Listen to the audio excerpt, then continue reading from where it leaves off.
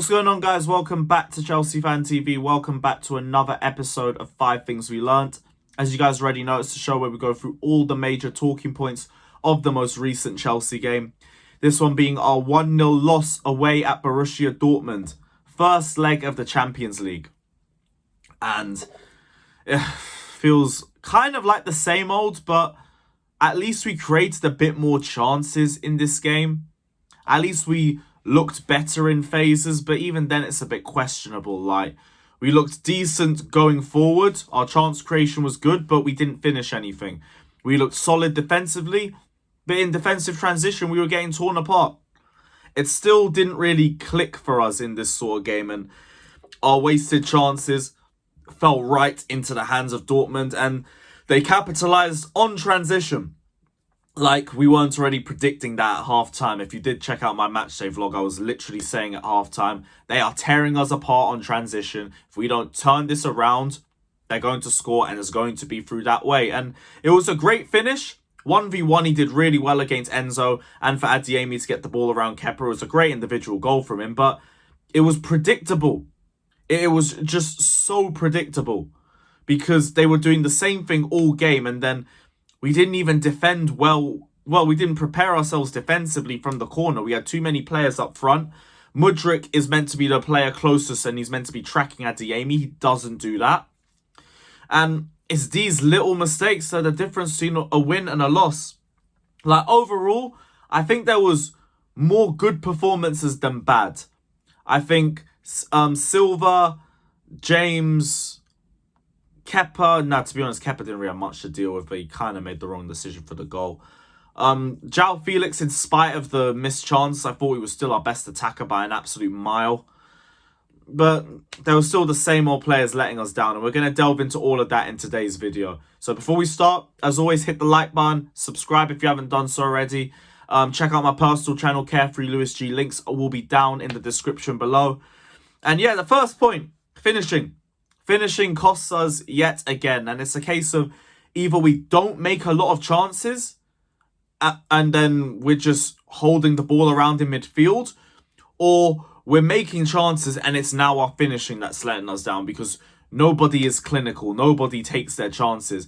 This time it was João Felix, and it was just like, is everyone we're signing just going to have poor finishing? And I'm not going to jump to conclusions with that for João Felix anyway. That was just in the heat of the moment. But it's frustrating. It is so frustrating because he had the ball in 3 brilliant positions. Over the bar. There was the one that hit the bar as well. And it was just frustrating because I know if we get those chances in the back of the net early, we sit back a bit more, we protect our lead, and I think we hold out and we win it. Because Kepa wasn't really tested that much in spite of all of the pressure that we were dealing with in transition. And that leads into my second point. Defensively, we were very, very solid and we did our job. Transition was the bigger issue. I'll come to that later on in the video.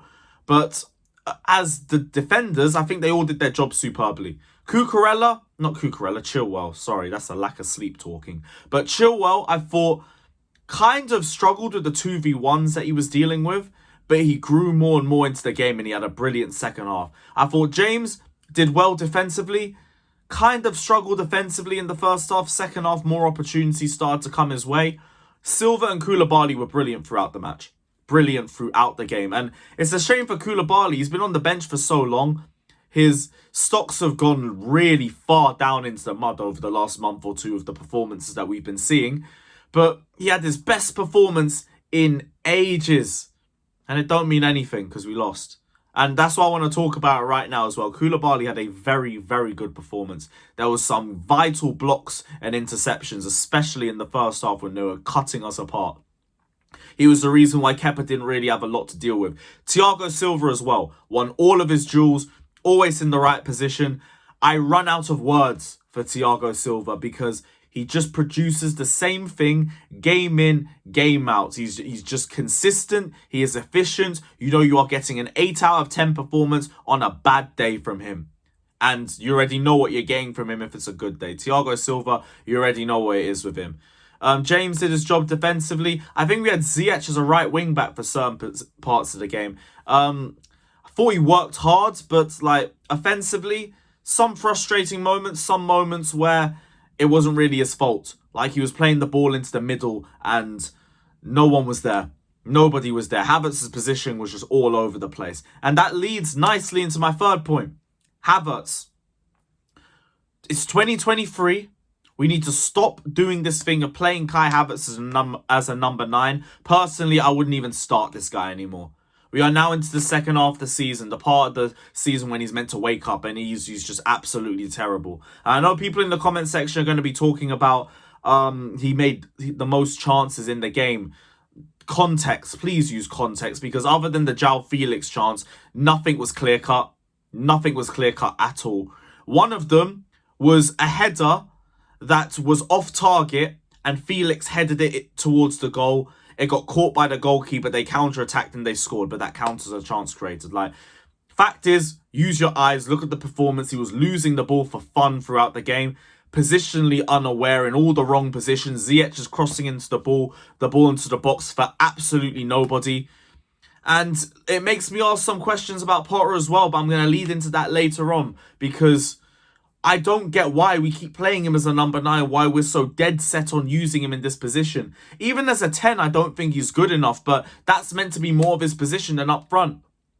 I get he said he can play there, which is why I'm judging him as a number 9, but he's crap in that position, and he offers us absolutely nothing. And this leads on to Graham Potter, because I'm not annoyed about the lineup. I'm not really annoyed about the subs either, because I look at the bench. I don't think anybody is going to come on and change the game from 1-0 down for us anyway. But my problem is the persistence with playing Havertz. My problem is, why did we take Aubameyang out of the Champions League squad when we couldn't even put Fofana in there? So we're now stuck with Havertz being our only striker option throughout the tournament. That doesn't make sense to me.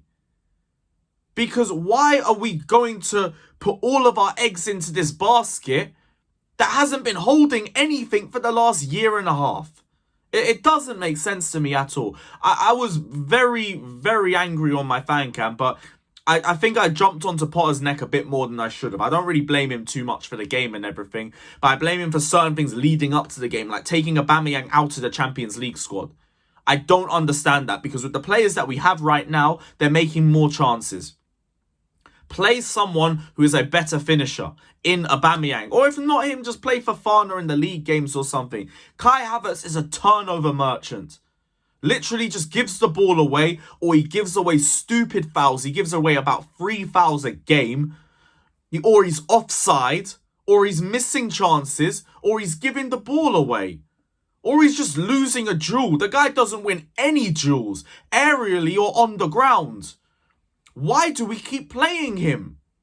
That is what I'm looking at Potter for. And Havertz has to be dropped for the next game against Southampton. He has to be. Like, we have Madueke, we have Sterling, we have Felix, we have Mudryk. We've got other options. We don't need to play him in the attacking three. We don't even need to play him up top. It's constantly playing poorly. We can't keep doing this because it's just not good enough. So that's what I'm looking more towards Potter for. I wanted to get into defensive transition as well before I ended the video, because we really struggled with that. Really struggled. Like, Enzo, I know we're being forced to play him as a deeper player, but all of his qualities are so much better utilised further forward up the pitch. And I know we're stuck in that position because we sold Jorginho and everyone else is injured or getting themselves back up to fitness. Number one, don't know why we sold him. Had a brilliant performance for Arsenal as well, but I will leave it there. Enzo as a 6, I'd rather see him as an 8 because, like, he was getting run through too many times. Way too many times. And when he came further forward, he was a lot more threatening. Playing balls into the right spaces, testing the goalkeeper. I think he had the most shots out of all of our attackers. I think if we can get Zakaria back in quickly for the next game, get him in and let Enzo cook further forward. Ruben as well, just not good enough. Not good enough. He got better in the second half, but the first half, just giving the ball away too easily. They were running through him easily as well. They're finding so much space in the pockets behind him. And that's part of the reason why we lost the game. That was our clear weakness, and they just continued to exploit it until they scored. We have to see what happens against Southampton. There cannot be anything less other than 3 points. Seriously, they can't, because they're literally bottom of the table. They are propping the rest of the league up. We cannot be losing there. But we'll have to wait and see what happens. Until then, big up everybody that's locked in. Like, subscribe, all of that. And as always, up the Chelsea.